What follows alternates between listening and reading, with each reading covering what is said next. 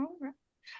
Well, good morning, everyone. I'm Roz Winters. I'm part of the Granville Island Fibre Art Studio with Penny and Eureka and a couple of other members. And we're here today to talk about what do you do when you have worn out your creative aspects in your brain. So that's what I'll be talking about. Geez. And I'm Penny. Good I morning, missed a lot of everybody. good stuff yesterday. I thought they were just selling stuff. They're actually talking about things. Hi, I'm Penny. I'm also a member of the Fibre Art Studio, along with Roz and Eureka and two other members. And it's really nice to be back with the Fibre Love Affair family again. It's always nice to see the familiar names and faces coming up on the screen. And Roz is leading the charge today. It's been kind of an interesting year for me. I feel like I've been sort of in the eye of the hurricane with things happening around me, not so much to me personally, but it's been challenging in a lot of ways. And so when Roz and I were talking and trying to decide what we were going to do for today, I'm sort of in this little bit of a slump. And Roz said, well, why don't we just take it from there? And so she came up with what we're going to talk about today. And I'll turn it back over to Roz. And maybe we can take the double picture out now for a bit. Yes. Okay.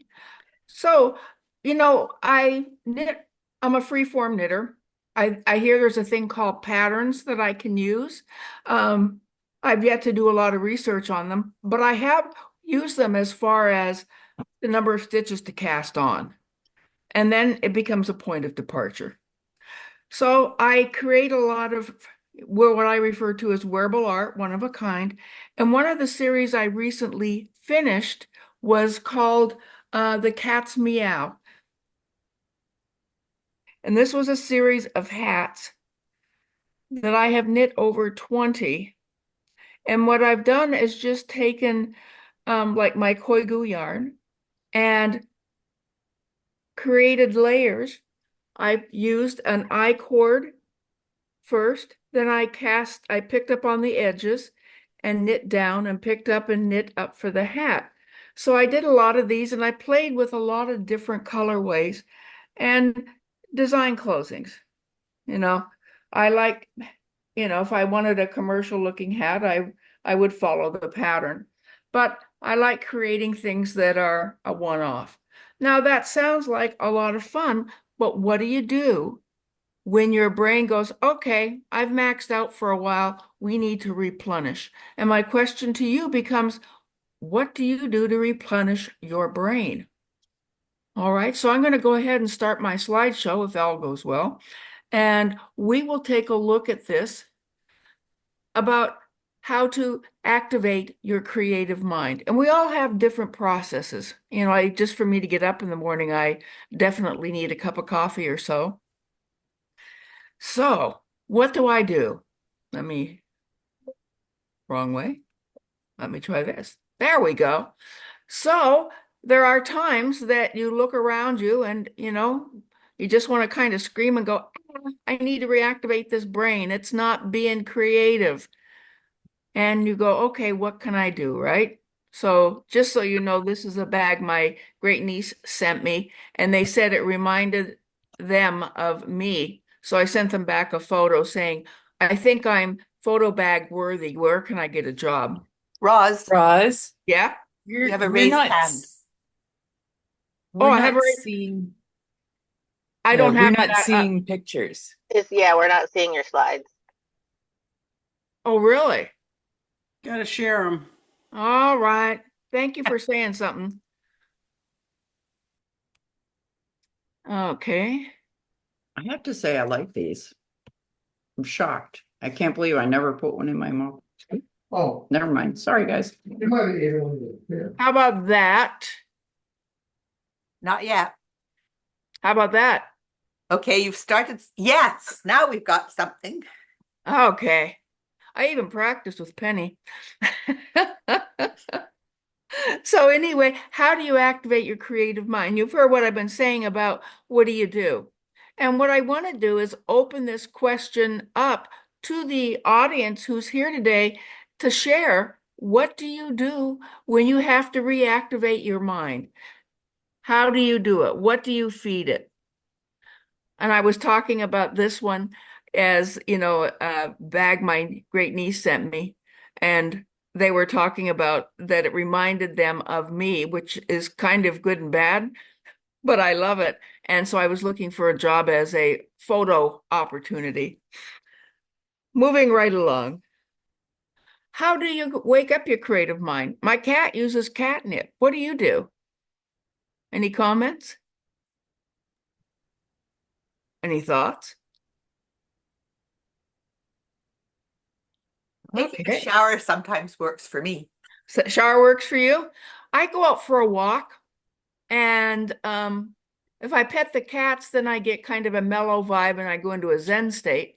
But otherwise, it's like, what do you do to wake up the creative mind? Well, how about we often see people using photographs to assist them in colorways when they're dying. But I want to add something else to this. Not only do you see color, which is fabulous, and I've created some great colorways, but you also see texture and shape. So if I was to create a shawl, I could take and use the yellowish and brown leaf as part of the design and incorporate into it fall colors for where the veins set within the leaf. And maybe use the gray in the background as the background for the sweater. Looking at it from a different way. Any thoughts or comments? Well, there's some comments in chat. P108 says, I go to an art gallery. Perfect. I love it. Any particular kind of art? Okay, let's wait for reply. Judy says, I Zoom with friends. Perfect. And Monica says, I run my hands through my yarn stash. Don't we do that? Picking up the vibe. What do you want to be? Yeah, exactly. Well, Linda says, I also walk and I see color groupings everywhere. I whip Right. up my phone camera and take photos of the groupings I like. Perfect. Mhm. Perfect. And Nancy says, of course, she says, I swatch. Ooh, Okay. Uh-oh, swatch. S word. Okay. The S. Is that for the other G word, gauge? Uh-oh. Uh-oh. Okay, looks like that's it for now. All right. So I do start off and we'll take a look at some of the fall colors and pick them up and dye with them. And so I've got like blue in this yarn stack for the background, and then the golden colors, and the red came out a little deep on this. That's claret or Cabernet, pardon me, in the darker parts. But unfolded, it kind of talks that way. One that I have that is probably a little closer to it is a hand-dyed that's on a hand spun from Two Cozy Chicks that walks you through various faded phases there. So, of course, I've got this giant stack of yarn next to me. That's one aspect. Then I can get closer into a plant. I've looked at it from a distance. Now I'm going to look at it closer in, and I start to see some details. And I see greens, and I see the pinks, and I see the yellows and some spotting color. My question to you becomes, how would you incorporate that kind of patterning and texture into a knitted or woven project?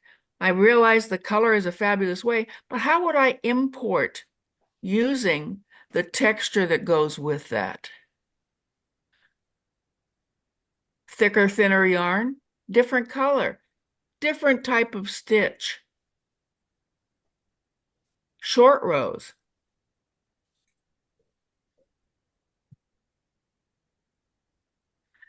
This was one of the yarns that I created when I had seen some fall color on the East Coast in Canada. And it was spectacular. So I thought I wanted to relive that because not only is it a great colorway, with it, for good for brain neurochemistry, is the good time. The going places, the seeing people, the seeing the sights, that kind of thing. So sometimes when you knit a project, it can re-stimulate your brain, an experience that was probably pretty good if you were willing to dye some yarn for it. Peggy's Cove. I spent my 70th birthday there. But when I look at Peggy's Cove, I see a variation in blue. I see rocks with lines through them. And could I add a different colored yarn and create a striping pattern, as well as the blue sea in behind? So how could I coordinate those colors and create a wearable art object that was somewhat symbolic to that place? The structures, the red top on the on the lighthouse. All right. How about a sunset? Nothing wrong with a good sunset, right? This is actually across the street from me, and it is of Puget Sound outside Everett, and it overlooks across to Whidbey Island, and then in the background, the Olympic Mountains. So just so you know, if you look at that, you go, there's a lot of color shade in that. How could I hand paint that into my yarn and then use it in a structure that allowed me to knit the flavor of the picture or representation? I realize if someone picked up something you would knit and they go, I don't see a sunset in that. No, but you see the color format and some of the different structures that are within that for an area. This is Stella, the display model. I had dyed some yarn, and she was telling me that I didn't quite get the orange right for her. So I told her that I would work on it and try a little harder.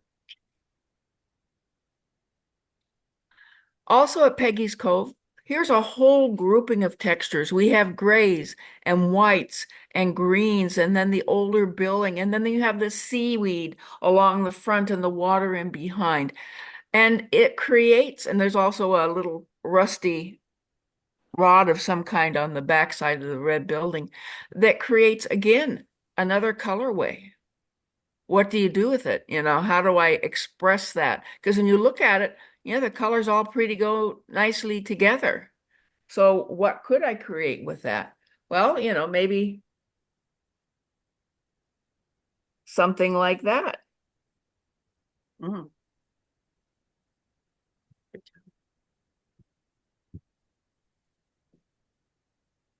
Yeah, so these are some things that I have been playing with. Okay. Okay, what about visual texture? I've talked about it, but how can you create it?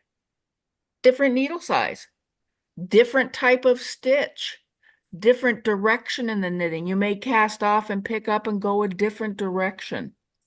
You may add in something like an entrelac type setup to create different angles and different colors. Do I have any representation for that? Maybe.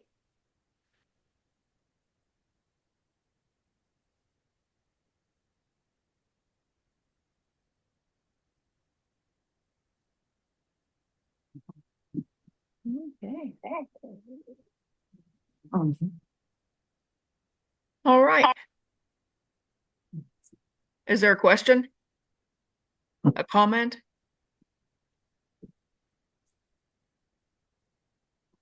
Okay, then I will carry on. This is a gnarly tree trunk, and I have a great love for gnarly tree trunks. They are extreme texture, and then lichen tries to calm them down. It grows on it, and it creates a secondary color wave, which then creates a different texture. So how do I live to create something like that? Well, the texture of the tree trunk is coarse. And the lichen is kind of a multicolor, softer fill-in, for the lack of a better description. So what if I was to do something with let's see here, a heavy yarn to represent the trunk, and then go off to a hand woven section or hand spun section of yarn that created a different texture.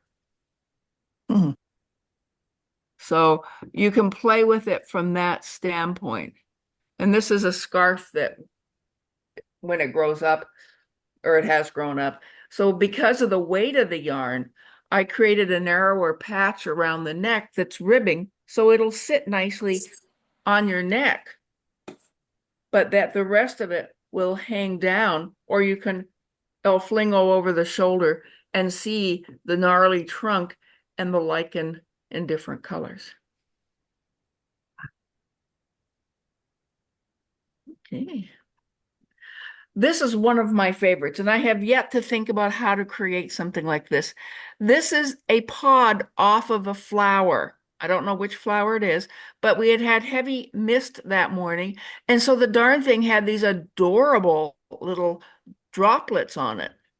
And I've been looking at this going, how could I represent the droplets in a knitted format and capture some of that spectacularness? So that is a work in progress one. And this one, in fact, Penny, I need to ask John about this. This was some kind of a pod on a gunnera plant. And I looked at it and I went, the very fine textures of the pod were such extreme to the coarseness of the leaves and the trunk. So I looked at that and went, another texture possibility as far as design. Another gnarly trunk, this one has moss on it, which itself there's two different opposing textures there. So I could use a darker brown if I wanted to go for the color to black, and then maybe a lichen dyed yarn in order to pull up potentially some of the green brown of it, or some of the other colors that are possibly out there. So I look at this and go, oh, the rim around the top of the tree, that would be a great collar. And it could be a cowl, and then it comes down and over the shoulders. So when I look at this picture, it talks to me about color, it talks to me about texture, and it talks to me about shape. And then there's always the infamous, it's year time for mushrooms.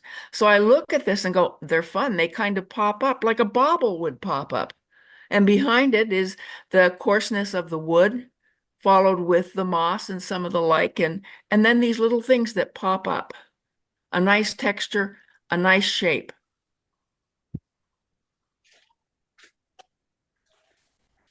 And this one is the rocks through water. And I loved the clarity of it, and it gave it an additional, what I refer to as third kind of dimension. So what could I knit in what pattern that would give me that kind of dimension cast that would raise and lower my yarn as far as a visual aspect?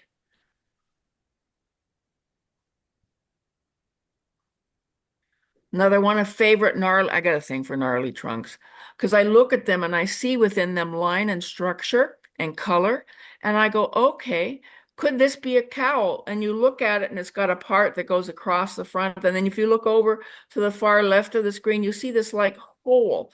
Okay, and then a hole above some of the gnarly part. Could you create a cowl out of something like that? You could pick up and knit different directions, use different textures, knit in a hole for an arm or for your neck to be able to put your head through it. All right. And this one is my last slide, I believe. And this one was a sunset on the East Coast in Nova Scotia at one of the lakes where my cousins have a cabin. And this was the absolute sunset, and it was so beautiful.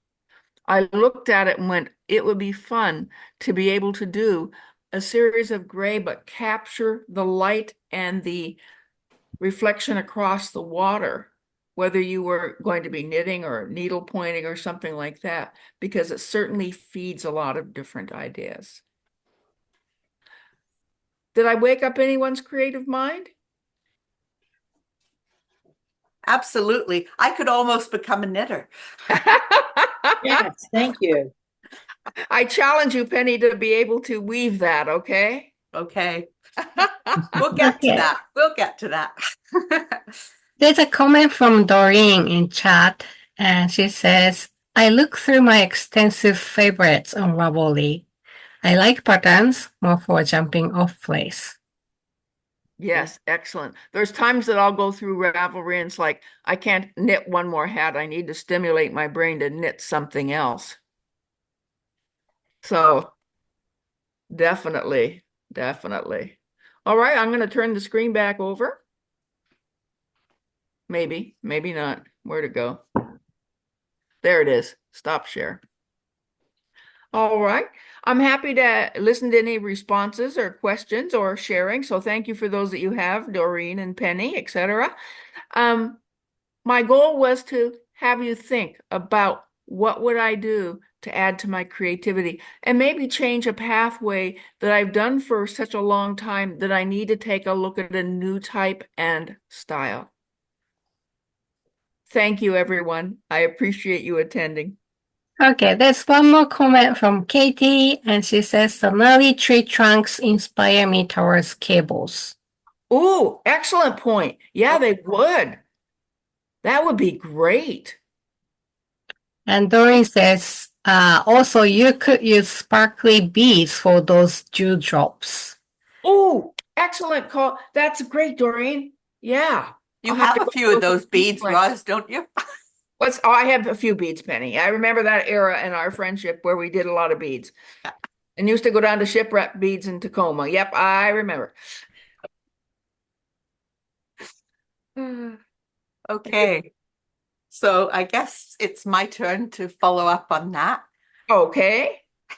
Okay. So what I did is that I kind of looked back at what I in fact had done over the past year. I didn't take on a new project with some research behind it.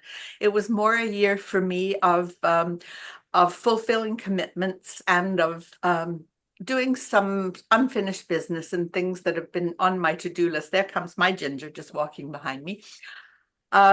Just so I went back over things and I'm going to show you how I in fact did use some of the things. Some of the things you may have seen before and I may reference those again, but I'm going to go back over my year and show you what not always inspired, but motivated or drove as well, because not everything is lovely, although most things can be made lovely. So I'm going to make an attempt here to share. Do we have it?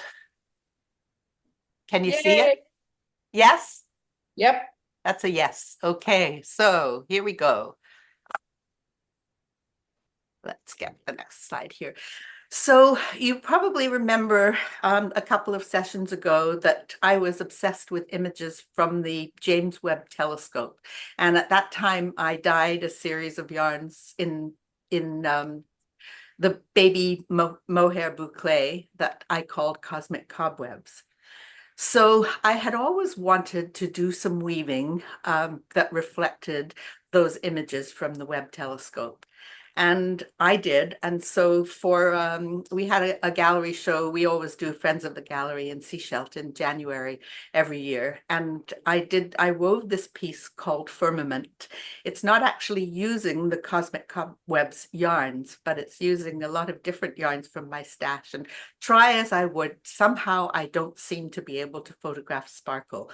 But this one really does have a lot of particularly silver highlights, and it's got an eyelash yarn in it that has some silver in it as well.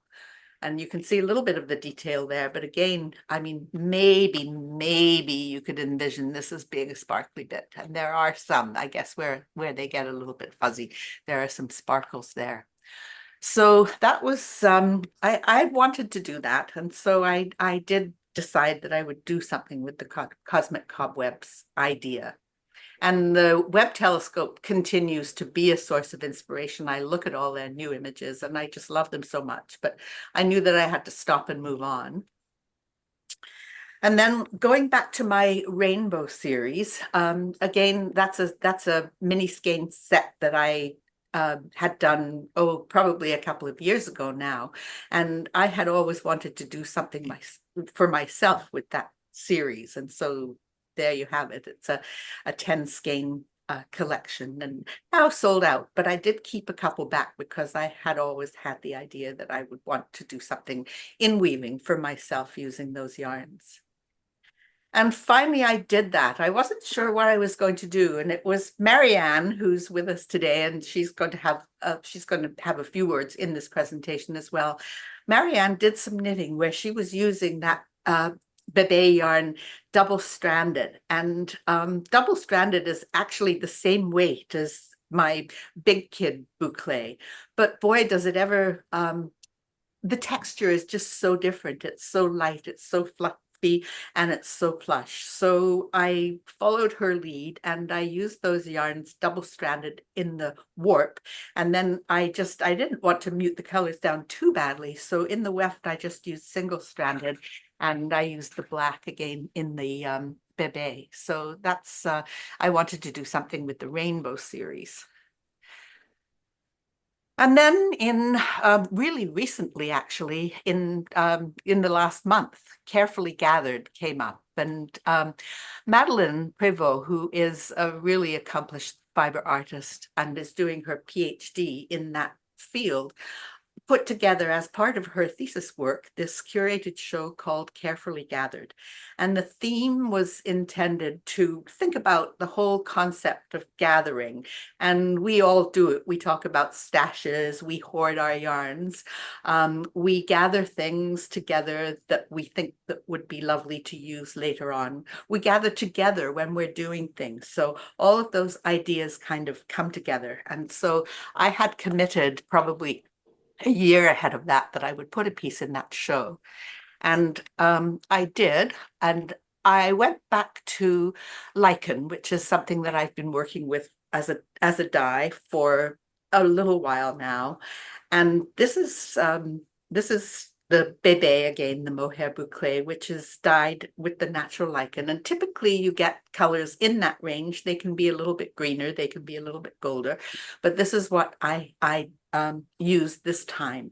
And it's gathering in all its forms. It's gathering the lichen to do it. And it's also, when I came to reflect on that gathering of the lichen, I realized that I had gathered with 3 generations of my family.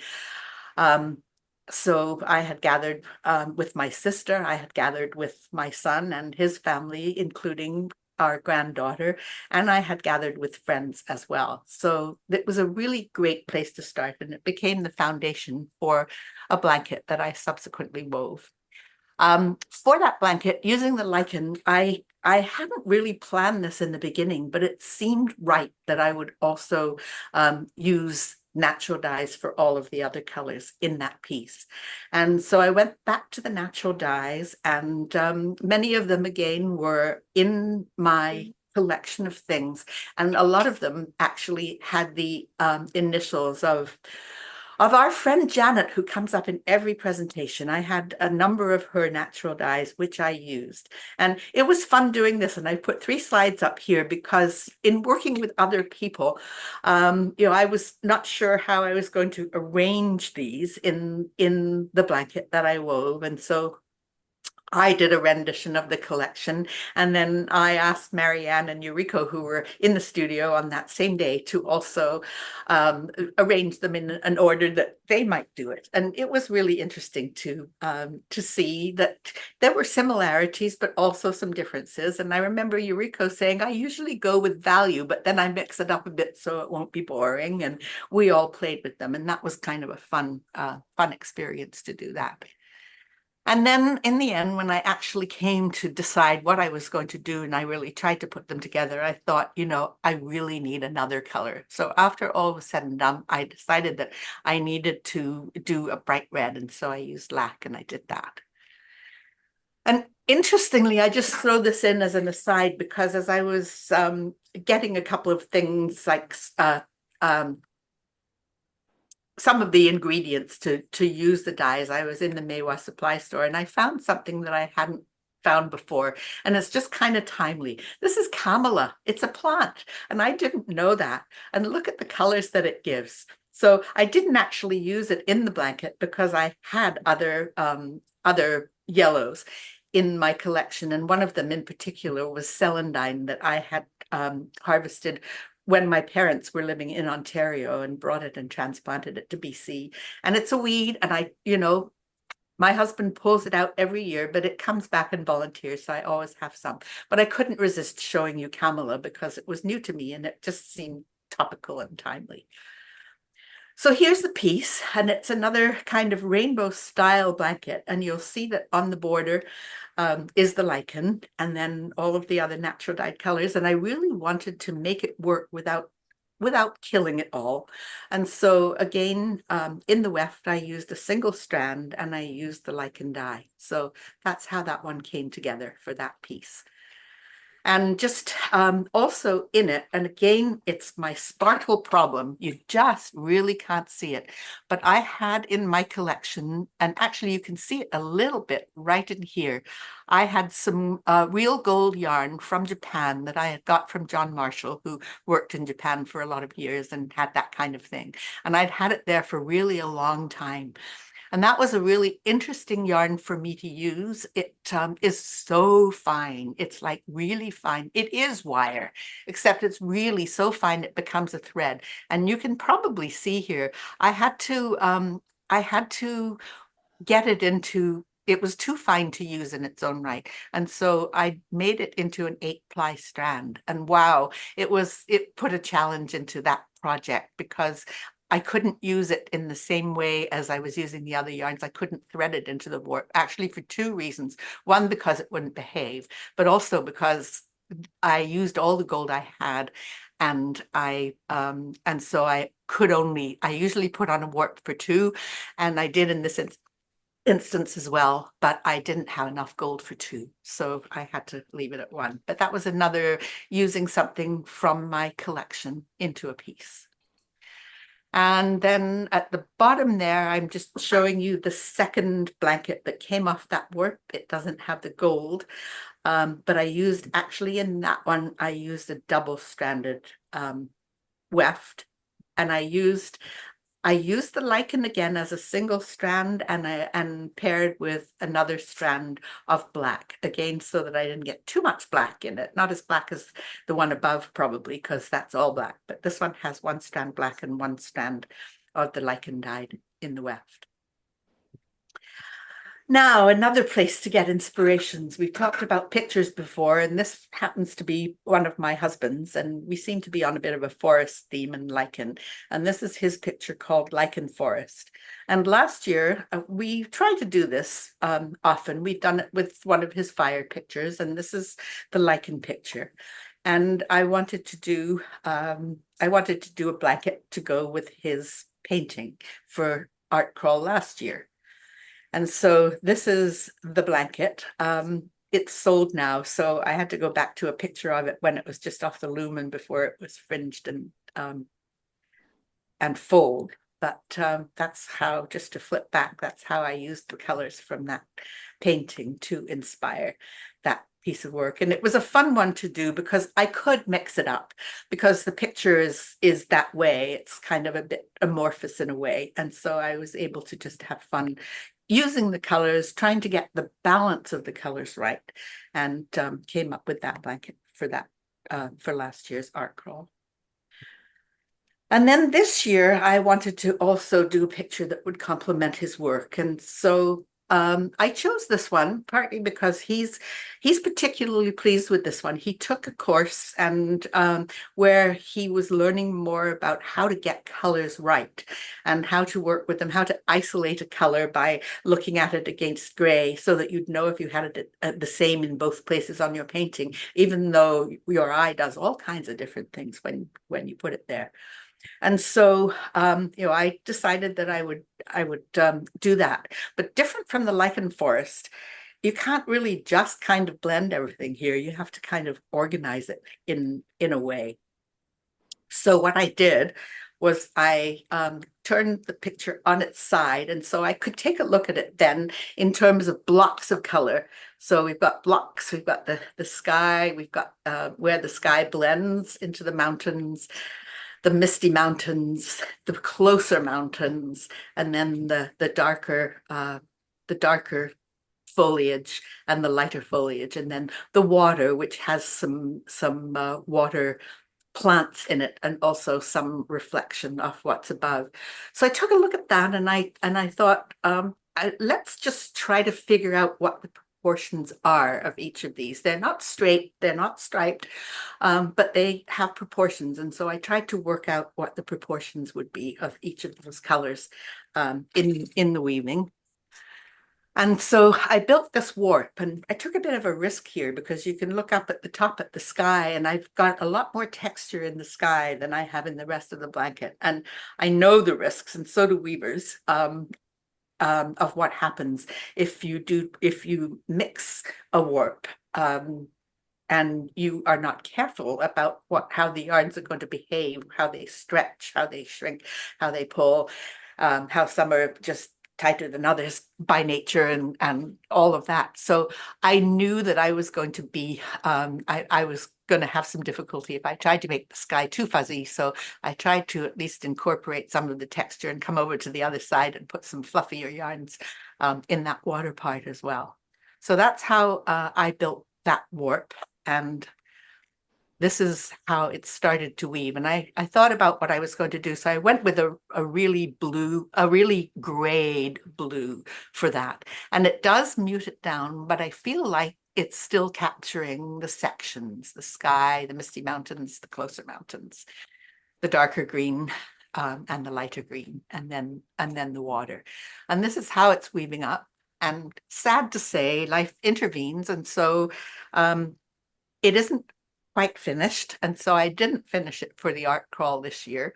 I'll probably keep it though, not sell it just yet, because it would be nice to have a chance to display it with the painting that I used. Fortunately for me, I had done some shawls as well, and just by happenstance, I happened to have a pair that I had done recently that complemented that painting as well. So that was the display for this year's art crawl with one of his paintings. And I'm going to move on now to talk about kind of what's next and what's in my mind. And like many, I think, artists of different kinds, we all do think about the situation in the world. We worry about the things that are happening around us. And our studio partner, Barbara Heller, has been doing this for really as long as I have known her and her work. She's looking at all the things that are happening in the world that are not so pretty, and she's been interpreting them in her tapestries into things that are in fact beautiful but give a message.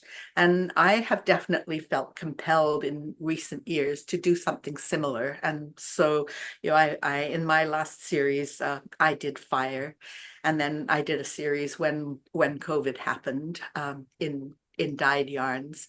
And so I'm sort of thinking about what's next going forward. And I just wanted to show you a piece. My husband, you've seen now 2 of his pieces of work, which are very landscape focused. He also does things, he does water as well. He does ocean things.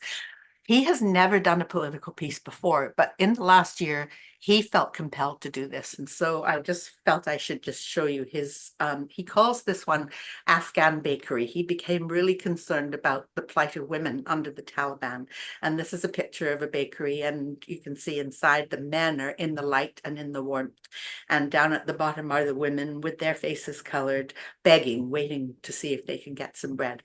So we're all, I think, in our work interpreting things in different ways. So what am I doing going forward? I did Cosmic Cobwebs, and I loved those images, and it was so amazing to see the unspoiledness of what is out there beyond.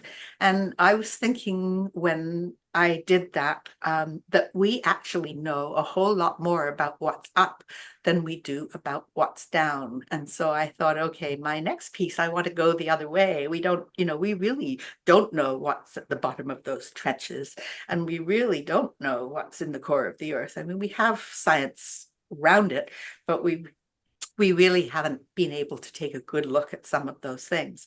So I started gathering images of lovely fish and gorgeous coral reefs and things. And then I thought, but what are we doing to our oceans? And so I'm starting to gather some images of ocean related things that that's one of the things that I'm looking at going forward. And this is a view of the garbage patch in the Pacific. And it's taken from quite a distance, so you don't so you don't get the detail on that picture, but these big blobs are out there of just garbage that's floating around, and it's getting worse.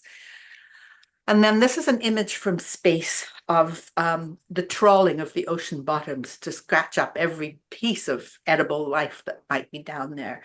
And we're changing the living creatures that are down there. We're changing the ocean bottoms. We're moving things around. We're making things muddy. We're really doing a good job, particularly closer to the places where we live, of destroying our oceans. And then in the ocean theme too, we've seen recently images all over the place of the hurricanes. And this is one looking down from space at one of our hurricanes. So those are some of the images that I'm looking at, wanting to interpret and wanting to learn more about, and wanting to know more about well, the science behind all of these things, and what the potential solutions might be if we could possibly get there. Now let's get to the next part of we've done the dark part, so I'm wanting to end up on a brighter note. And the Sophie scarf has really there's so much out there. I looked on Ravelry, and it's just kind of taken the world by storm. And I tried to find out who did the first one, and I think it was Petite Knit that probably put the first pattern out there. And I'm going to turn over now to Marianne to talk a little bit about the Sophie scarf. So maybe if Yuriko could do her magic and bring up Marianne for us. Do I need to stop sharing first, or? Yes, please. I do. Okay, let's do that. Okay, there we go. Okay, hi everybody. So I started getting on a bit of a scarf kick lately, and I wanted to show you this one first. I don't think I showed this before. I wanted something really cozy that I could use as almost like a mini blanket or a scarf when it got really cold. And so I gathered up all of my mohair and started just knitting away this on just a basic scarf / wrap / blanket. And I ended up fading colors into each other just based on what I had in my stash. So I double stranded. So I'd use, 2 strands of the same color. And then as I started to run out, then I'd switch the old color plus a new one. And then when I ran out of the old color, go to 2 of the next one, and so on. And I must say, I'm very pleased with the result. It's a very flexible garment. And even when I was traveling recently, I just carried it on. It's so nice and lightweight, scrunches down to nothing. And it was great on the plane or in a, cold hotel or whatever. So anyway, that's the first thing I wanted to show. Now, back to this. So Penny had done this series of yarns, and she had, if you could see this, this is actually 2 strands of yarn held together. It's a merino, and then paired with I think it's, Penny, is it like a Surrey? It was actually the yak silk cloud. Thank you. It was similar, but I had a limited quantity of the yak, and I thought that would be a nice pairing. Yeah. Oh, cool. So that I said to Penny, well, not everybody is good at pairing if they want to do the double stranding, but not everybody's good at pairing colors. So Penny went ahead and dyed complementary colors. And then what we did was wind them together in the skein. So in knitting this sweater, I just basically just knit from the skein. The pairing was already done. And I'm quite pleased with how it turned out. The sweater, again, I've been wearing it on travels. It's very lightweight, but it gives enough warmth to it. And yeah, so then I had a bit of yarn left. And I thought, what am I going to do with this? And I've been hearing for a while about this Sophie scarf. And I thought, well, maybe I got 50 grams of yarn left. Maybe I'm going to do something with it. So I'll show you what I came up with. Just bear with me for a sec. Whoa.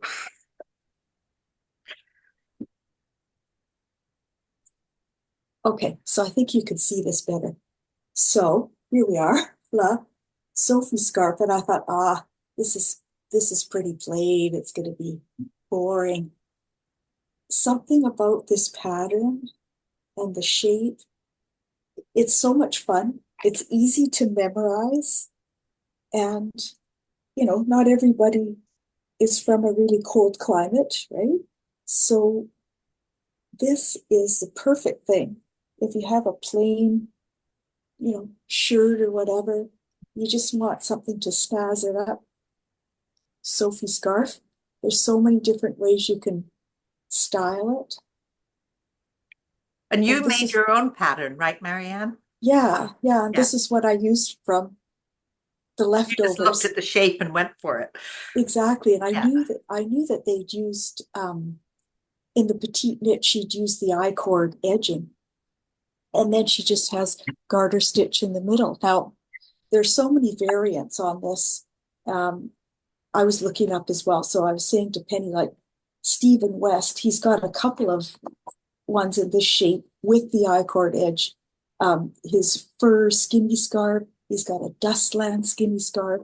And then, of course, I got really excited yesterday when Nancy came out with her red jet. And I thought, I'm all over that.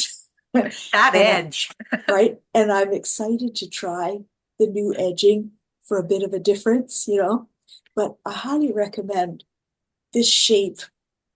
It's flexible, it's useful, and it's a great way to use up yarn, great for gifts, everything. You can work with the amount of yarn that you have in the sense that, okay, so if you think about it in 3 segments, you have your tip, and then you have your center, which sort of goes straight, and then you have your other tip. So if you've got a scale, you can just, once you get to how wide you want your scarf to be, your maximum width, just weigh your yarn. How much yarn did that take to do the tip?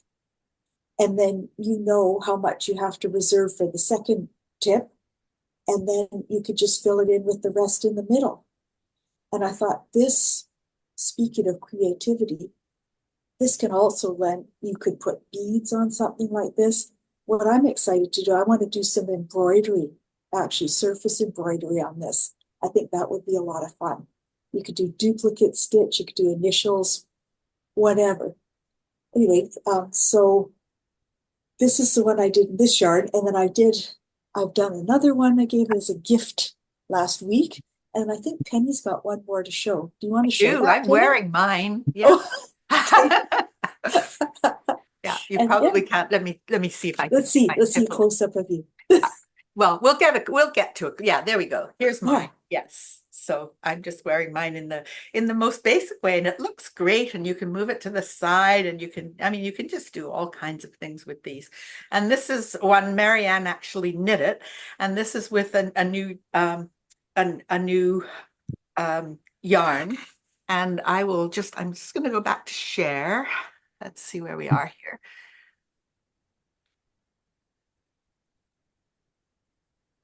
Okay, have you got it? Yes. Yep. Okay, great. Oops. Let's see if I can. Okay, why are you not wanting to do that? Let me just escape and see if I can. Oh, it's not. I am frozen in this. Let's see. Let's just stop sharing for a second. See if I can start this again. Let's just try this again and see if I can do this differently. Okay. Maybe if I go here, that will be better, actually. There we go. We can go back down to where we were. Oops.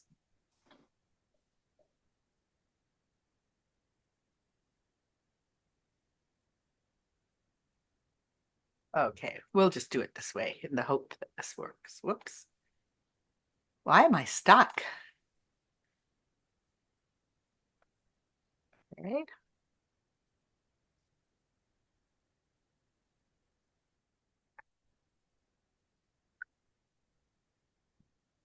You can, yeah, let's just see here.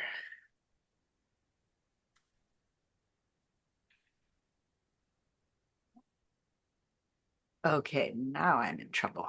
Let's see. Okay, let's try this one more time. Actually, let's see if I can bring this up here. There we go. We can do it this way. So, okay, so this is, we've used Surrey Silk Cloud before and used it in particular in Penny's garden hat and the finger mitts again, which Marianne developed. But then the evil people at Wool to Die For came out with a Surrey Silk Cloud in a DK weight. And it feels so wonderful. It really does. It's just, it's very wearable. And that is the first colorway that I've done. That one's done. And I plan to add to that. So that that'll be coming soon. And it's just so cozy to wear. And I know that a lot of people do have issues with a brushed yarn against their neck. So this one just isn't. This one is just, I mean, it's just soft like a kitten. It really is. It's just wonderful to wear against your skin. And I do have to say that I did have a little bit of trouble with Marissa's hate of mohair yesterday in her presentation. I was kind of, I didn't want to, jump in and argue the point, but I must say I do find that while the brushed mohair is sometimes a little bit irritating for some people, the boucle really isn't. The boucle, because all the tips have been caught into those little boucle bubbles, it's really pretty easy to wear, and I use it a lot in my shawls. So I felt I had to say that. And then we'll just go here, and this is the one that I dyed. It's a new one too for me. I hadn't ever used it before, Baby Llama Fingering, and that is the colorway that I did when Yuriko encouraged the Knit City vendors to do a yarn colorway for just to remember Knit City, and it's the I Miss You yarn color. And I will be adding to that in other colors as well, because I think that Baby Llama Fingering is pretty nice yarn. So that one is ready to go, and it again will have some friends. And then I'm going to end with just this one slide. This is another new yarn for me, and it's Baby Silk Boucle, and actually it's 77% alpaca and 23% silk, and it's a fingering weight, and it's lovely.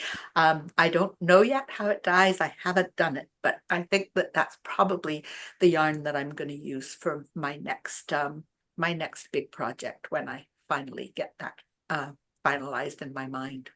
So that's me. We're done, I think. I don't know if anybody has questions or not. We have 2 or 3 minutes left, I think. And we should give Marianne credit for all the things that she makes with our yarns too. She's wonderful. She's our volunteer. She's fabulous. Thank you, Marianne. You're the best. There we go. Okay, thank you. Any question for Rose and or Penny? Okay, there are a couple more comments in the chat. What is it? Scary Carrie CA, I think. I love that one. I love that one Nancy designed. The red one. So much so I bought the pattern. Good for you. That's gonna be fun. I love that texture.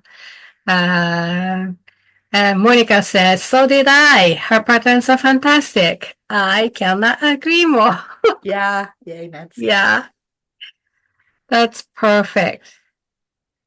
Where can we buy Penny and Rose's yarn? That's a good question. That is really a good question. We haven't got a lot of stock right now. But I certainly, we can get the I Miss You yarns up for sure. Roz did one too. And then and when I've finished the color collections for that one, I will definitely get it up. And then we do have things in the studio in limited quantities as well. But that's something we need to work on, is getting more stuff up. You can always message us though if there's something in particular that you want to buy. I actually have both of your I Miss You yarn on Etsy shop. Okay. You leave it a lot. You didn't even know, did you? I didn't even look. No, I just thought, we can't ask Yuriko to do things for us all the time. So I didn't. It's sometimes automatic. Yeah. Okay, so I just put the link to our studio's Etsy shop. Like, I run my Etsy shop. So right now, mostly my yarn, but we do have I Miss You yarn from Penny and Rose and myself on Etsy shop. And I talk more about it in my presentation after Adrian's. Okay, thank you. I will stop the recording. Thank you, Penny and Rose.